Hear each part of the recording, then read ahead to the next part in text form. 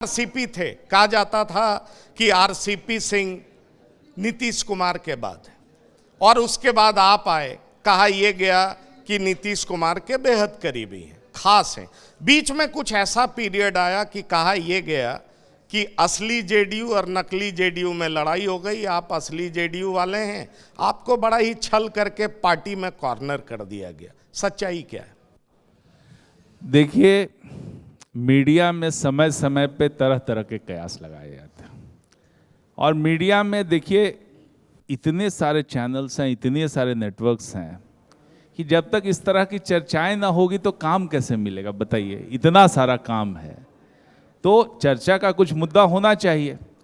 तो मैं तो जब शुरू से ही जब आया यहाँ पर, कहीं अभी पार्टी की सदस्यता नहीं ग्रहण की है और तभी से हमको क्या क्या नहीं बोल दिया गया कि भाई यही है।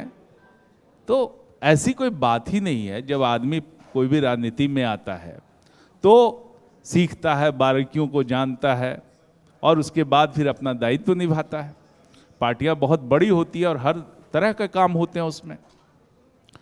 तो ये जो चर्चा है ये निरर्थक चर्चा है, इसमें कोई दम है नहीं।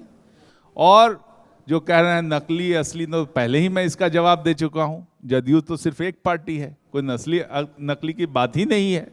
और इस तरह का जो हमेशा कुछ ना कुछ चलाते रहना, मीडिया को भी तो चाहिए ना कुछ मसाला।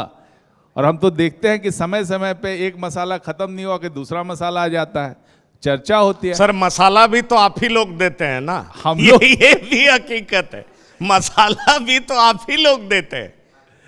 ये मसाला आप लोग ले लेते हैं और अपने हिसाब से ढाल के परोसते भी हैं।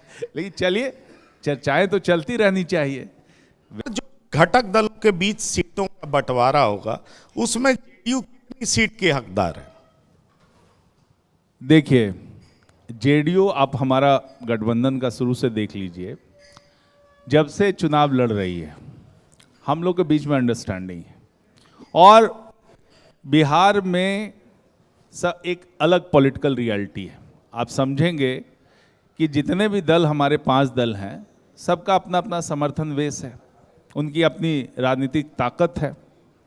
और जो भी फैसला हुआ है, पहले भी हुआ है, इन सब चीज़ों को ध्यान में रखते हुए, राजनीतिक ताकत को देखते हुए, सब आपस में मिलजुल करके समझदारी के साथ एक फैसला हुआ है। और पूरे समय में आप चाहे किसी भी चुनाव को देख लीजिए, समय से पहले हम लोग मिल बैठ करके ये डिसाइड कर लेते हैं, कहीं भी इसमें आंतरिक झगड़ा या फिर मतभेद की बात नहीं आती है।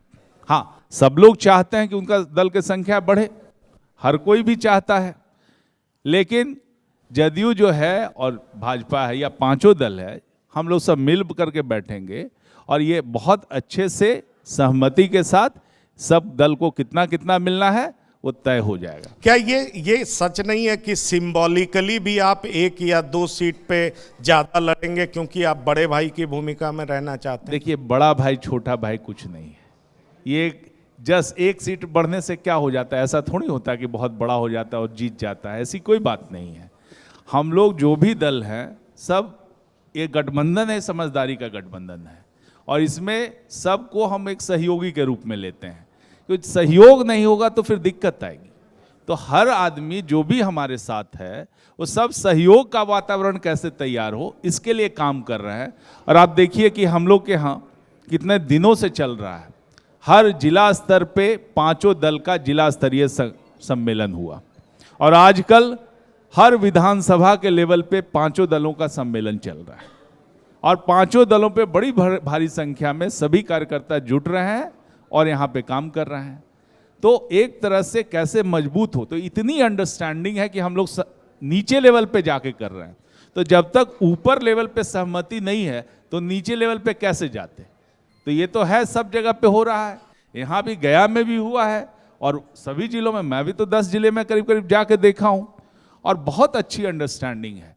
तो जो ऊपर की अंडरस्टैंडिंग है वही नीचे की अंडरस्टैंडिंग परकुलेट हो रही है। तो मुझे लगता है कि इस बार भी बहुत अच्छे से सीटों का डिस्ट्रीब्यूशन हो जाएगा और एनडीए जो है एक बहुत बड़े जीत की ओर बढ़ रही है। तो ये अंडरस्टैंडिंग ये अंडरस्टैंडिंग इस बार दोबारा हो गया, क्योंकि 2020 में बीजेपी के रवैये से अंडरस्टैंडिंग को लेकर के तो सवाल उठा था। जेडीयू उठाई थी कि कैसे बीजेपी ने जेडीयू को हराने का काम किया, बीजेपी के वोटर्स ने वोट नहीं दिया, इसीलिए 43 पे पहुंच गए। अब उस समय की जो सामयिक परिस्थितियां थी उस पर हम विशेष रूप से जाना नहीं चाहेंगे, लेकिन उस समय से जो परिस्थितियां थी उसका रिजल्ट तो जनता देख ही रही है। ठीक है, फाइन। और उन्हीं से तो जो वहां से सबक लेना था, हम तो पुराने समय में जो चुनाव हुआ 2020 में, उससे हम लोग सबक ही ग्रहण कर सकते हैं ना, कि जब तक हम साथ मिलकर के एक साथ मजबूती से नहीं लड़ेंगे तो सबको नुकसान होगा, और जो लड़े हैं उस दोनों को नुकसान हुआ। सर, अंतिम 2 सवाल